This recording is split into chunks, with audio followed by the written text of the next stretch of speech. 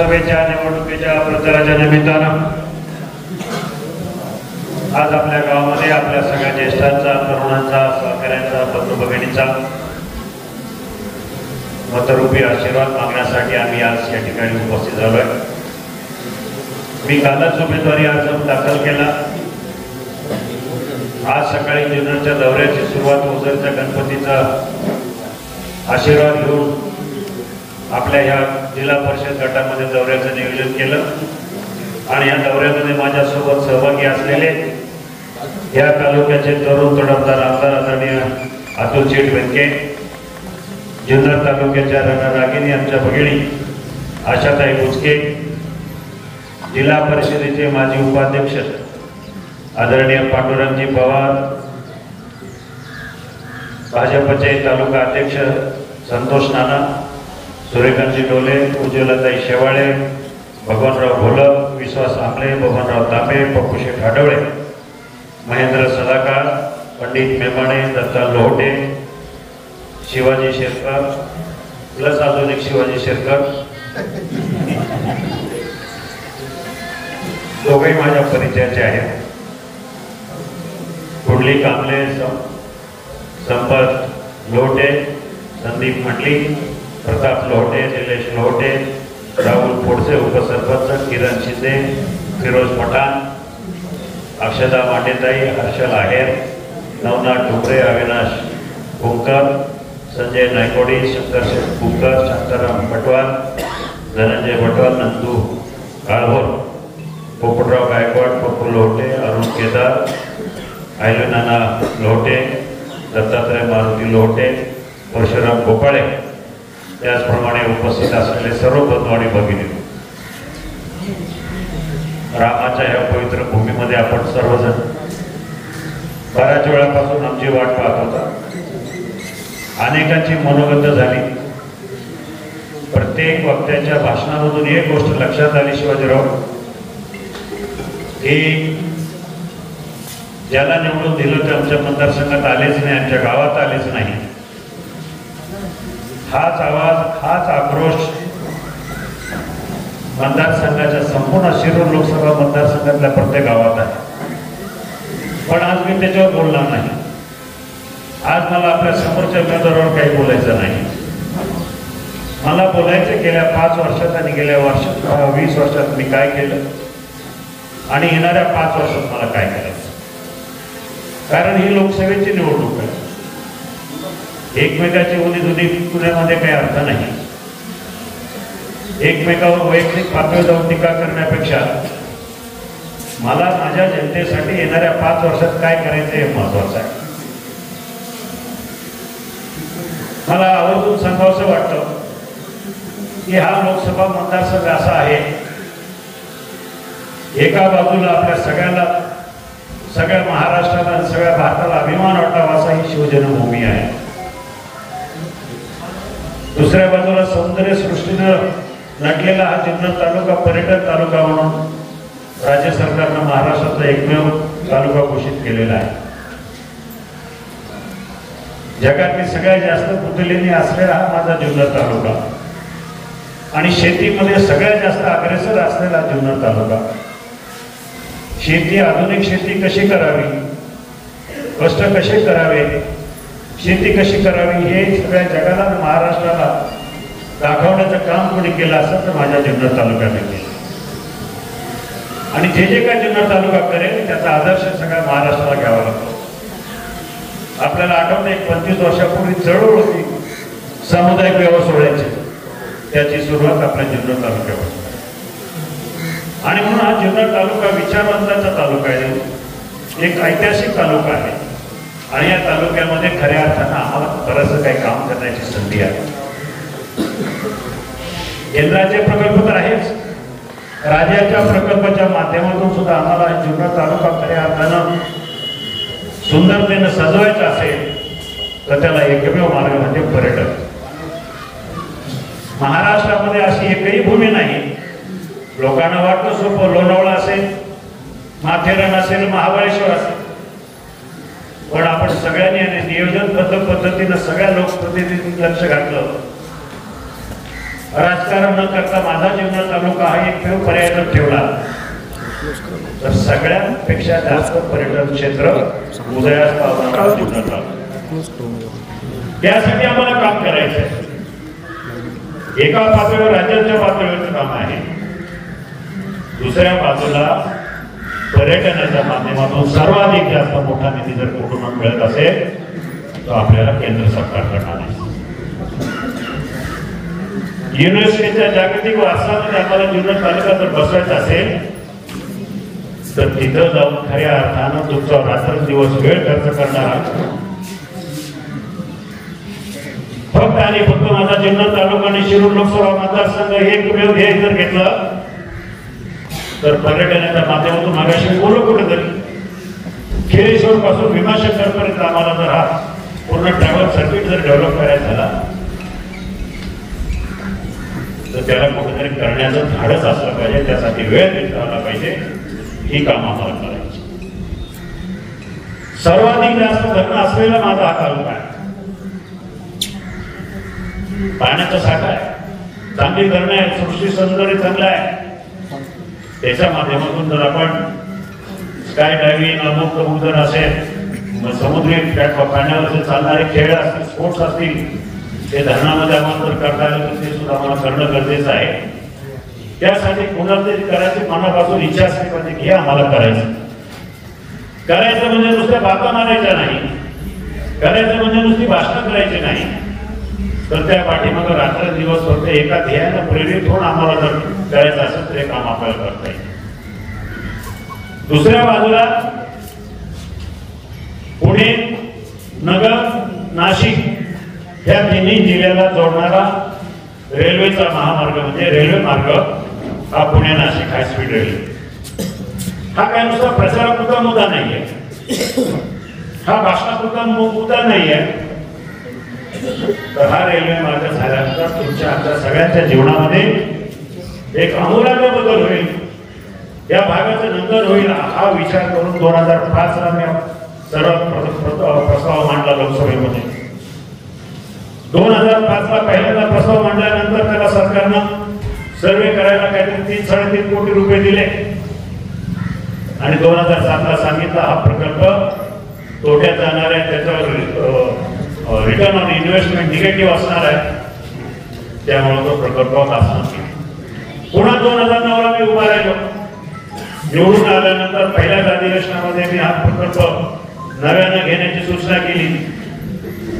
हा प्रकल्प फायद्याचा कसा आहे हे दाखवण्यासाठी तुम्हाला मी नुसता ढिंगोरा पेटवत नाही, मी प्रत्यक्ष पुण्यापासून नाशिक पर्यंत रेल्वेचे सर्वे करणाऱ्या लोकांबरोबर गाडीनं प्रवास केला, 3 दिवस प्रवास केला आणि प्रत्येक ठिकाणी नारायणगावला मार्केट कमिटी आहे, जुन्नरची मार्केट कमिटी आहे, मनसरची मार्केट कमिटी आहे, सगळ्या मार्केट कमिट्यामधून शेतीमालाची वाहतूक कशी करता येईल, चाकणमधून औद्योगिक मालाची वाहतूक कशी करता येईल, असं करता करता तो प्रकल्प जेव्हा तो नफ्यात यायला लागला, इथून कुठून सुरुवात झाली.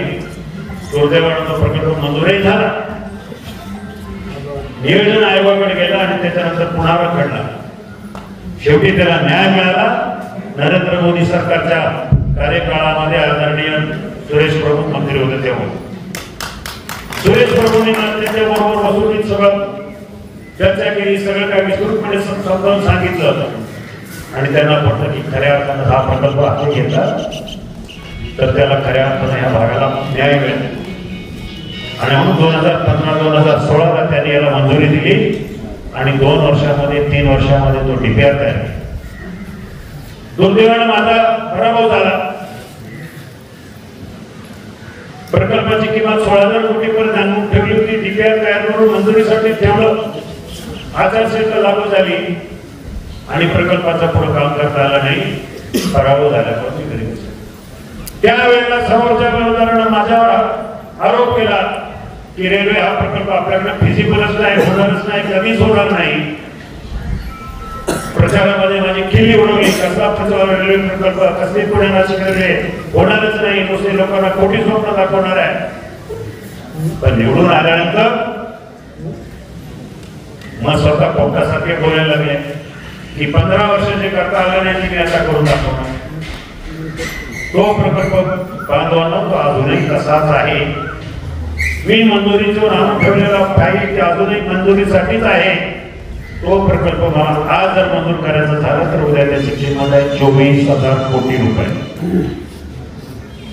24,000 कोटी रुपयापैकी 5,000 कोटी राज्य सरकार, 5,000 कोटी केंद्र सरकार आणि उरलेले 14,000 कोटी बाजारात उभे करणं म्हणजे इक्विटी शेअर्स आणि शेअर्सच्या माध्यमातून. यासाठी मला केंद्राकडनं मदत पाहिजे. यासाठी केंद्राकडनं मला पाठपुरावा करायला लागेल. म्हणून मला निवडणुकीला उभं राहायचं. हा प्रकल्प माझ्या दृष्टीने महत्वाचा आणि महत्वाचा आहे. तसंच चाकणची ट्रॅफिक तुम्ही पाहिले, तुम्ही सगळेजण जाता पुण्याला.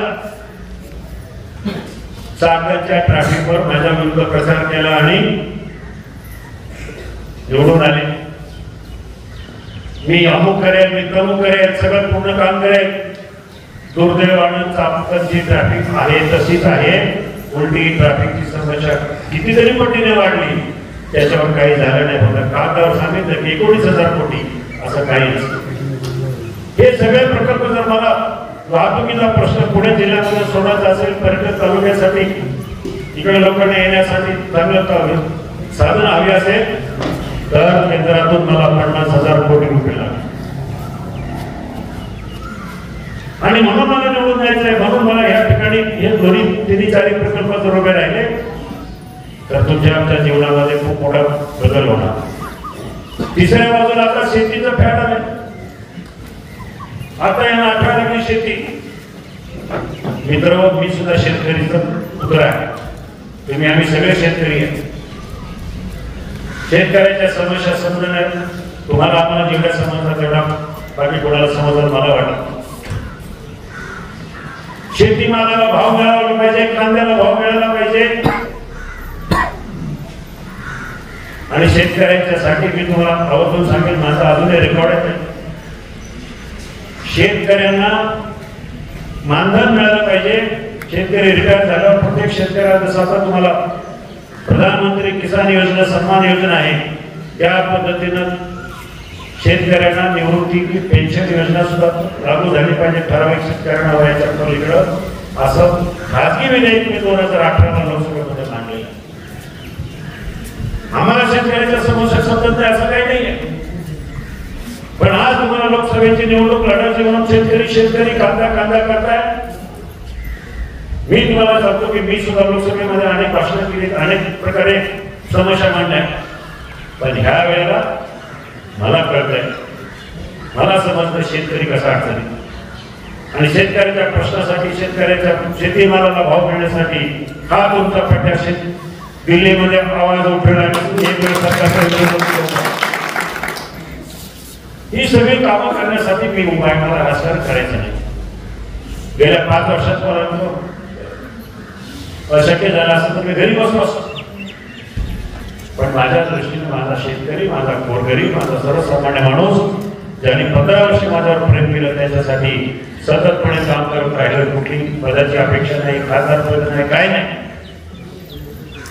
लोकांमध्ये राहिलं, फक्त लोकांची सेवा करणं. 20 वर्ष लोकांची काम करतो, अजून 5 वर्ष करायचे. आणि म्हणून मित्र, ही येणारी लोकसभेची निवडणूक या सगळ्या कारणासाठी मोलाची आहे. समोरचे लोक येतील, आपली भूलथापा मारतील. कुठल्याही गावामध्ये 1 रुपयाचा निधी नाहीये. सोशल मीडियावर असं काही दाखवण्यात आलंय. सोशल मीडियावर जसं काही निवडणूक लढवणं इतकं सोपं जर असतं तर कोणी सोशल मीडियाचा वापर करून निवडणुकीला उभं राहून टाटा बिर्ला सुद्धा खासदार झाले असते. पण एक लक्षात घ्या, तळागाळातल्या लोकांना कळतं की बैलगाडा शर्यत पुढे चालली. गोरगरिबांच्या अडीअडचणीला कोरोना काळामध्ये कोण धावून गेलं, या सगळ्या गोष्टी तुमच्या दृष्टीनं मोलाच्या नाही म्हणतात. अख्ख्या महाराष्ट्राला कोणाला विचारा जाऊ, बैलगाडा शर्यतीसाठी योगदान कोणाचं आहे? बैलगाडा घाट या शिरूर लोकसभा मतदारसंघामध्ये 42-43 बैलगाडा घाट कुणी बांधले? बैलगाडा शर्यतीच्या चालू भागातून आंदोलन केली, आंदोलनातून कोर्ट केसेस झाल्या, आधी माझ्या नावावर 3 कोर्ट केसेस, सुप्रीम कोर्टामध्ये लढलो, हायकोर्टामध्ये लढलो, 20-20 वर्षापासूनच्या केसेस माझ्या अंगावर अजूनही आहे. मी लढतोय प्रत्येक महिन्याला. खेड कोर्टात, शिवाजीनगरला, पुण्याला, सगळ्या ठिकाणी कोर्ट केसेस चालू आहे. मी कधी आवाज केला नाही की मी हे केलं, मी ते केलं. शेतकऱ्यांच्या जीवनामध्ये, शेतकऱ्यांच्या आयुष्यामध्ये बैलगाडा शर्यत ही जेवढी मोलाची, महत्वाची ते आम्हाला सगळ्यांना माहिती आहे. आज या ठिकाणी मी ग्रामस्थांनी मागाशी मला इथं सांगितलं की आमच्या गावामध्ये सुद्धा बैलगाडा घाटाची गरज आहे आणि स्वर्गरथाची सुद्धा गरज आहे. या गोष्टी आमच्या दृष्टीनं अतिशय किरकोळ आहे. शांताराम बाबू तुम्हाला माहिती आहे, प्रत्येक गावात मी काही ना काही निधी वाचून दाखवणार बरेच मोठे आहे. गेल्या 20 वर्षामध्ये आपल्या जिल्हा परिषद गटामध्ये केलेली कामं, बजेटमधली कामं असेल, प्रधानमंत्री ग्राम सडक योजनेचे असतील, DPTCचे असतील, 25-15चे असतील, दलित वस्तीतले असतील, या सगळ्या कामाची सुद्धा 8 वर्णाची लिस्ट आहे फक्त एका जिल्हा परिषद गटाची. आणि म्हणून येणाऱ्या काळामध्ये 3-4 महिन्यामध्ये आपल्या गावाची जी मागणी आहे बैलगाडा घाट यांना मागता सुद्धा मी द्यायला तयार आहे. काळजी करू नका, त्याला त्यासाठी सुद्धा निधीची उपलब्ध करून दिली जाईल. एवढंच या ठिकाणी बोलून आपली सगळ्यांची रजा घेतो. धन्यवाद.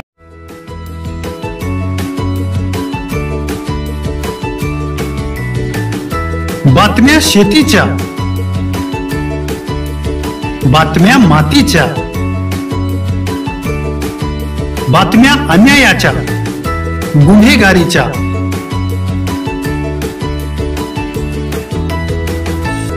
राजकारणाच्या आणि समाजकारणाच्या, शोषणाविरुद्ध बुलंद आवाज, जनसामान्यांच्या हुंकाराची गाज, सत्कार्याला प्रोत्साहन, दुष्कृत्याला अनुशासन, निर्भीड, निस्पृह, सडेतोड, बेधडक आणि रोखटोक म्हणजेच विघ्नहर टाइम्स. शोध बातमीचा, ध्यास सत्याचा. आपलं चॅनल, आपली बातमी. सबस्क्राईब तर कराच, पण बेल आयकॉनवर क्लिक करायलाही विसरू नका.